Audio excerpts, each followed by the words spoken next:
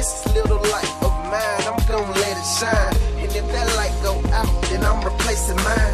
I can't give up, no, I can't give in. Got so much fight within, I must win. There's no holding back, gotta go all in. 2 steps forward, no steps back, then repeat again.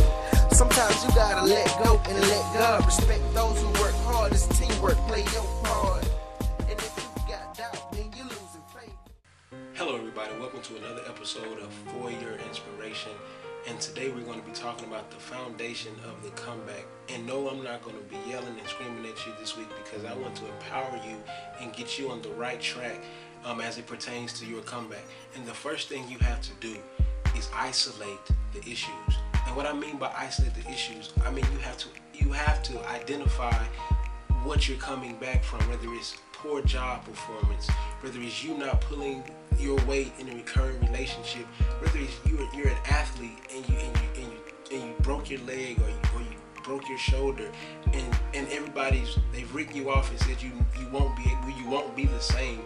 Whether it's you are an adult learner and you wanting to go back to school and get that second degree, or if you're out there and you're trying to get that GED, or you're trying to get that high school diploma, whatever it is, you have to identify what it is that's setting you back. You have to isolate those issues and get them in a category, put them in a category by themselves, so then you can pay close attention to what you're going to work on, because there are multiple things in our lives that we want to make our comebacks in. In order for us to be as effective as possible, we have to isolate those issues.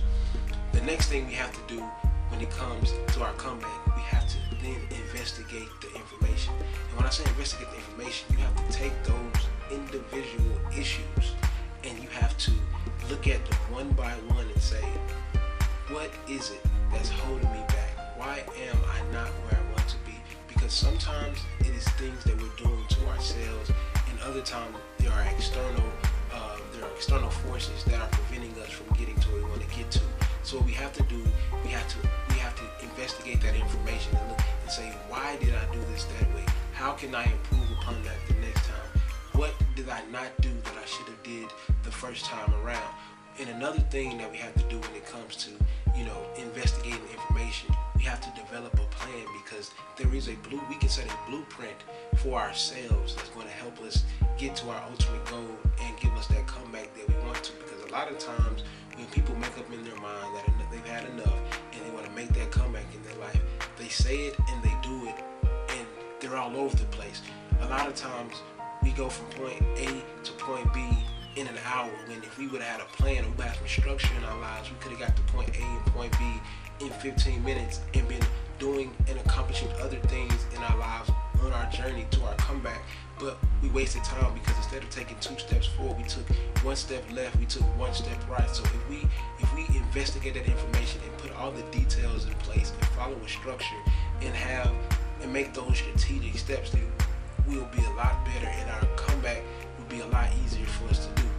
And the last thing we have to do as it pertains to the comeback is we have to inspire ourselves to improve. You have to inspire yourself to improve. Whatever the motivation is for you wanting to get back up from where you were, you have to have that inspiration, because if you can't inspire yourself to get up and be better than what you're doing, then nobody else is going to be able to do it.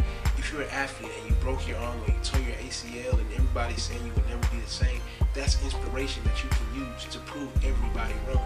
If they're telling you that you'll never pass the test, if they're telling you that you will never get that job promotion, it has to be something there to inspire you to improve. Because if you want to improve, if you're trying to make that comeback, then ultimately you know in your mind that there is something that you're not doing, and you know that there is room for you to be better.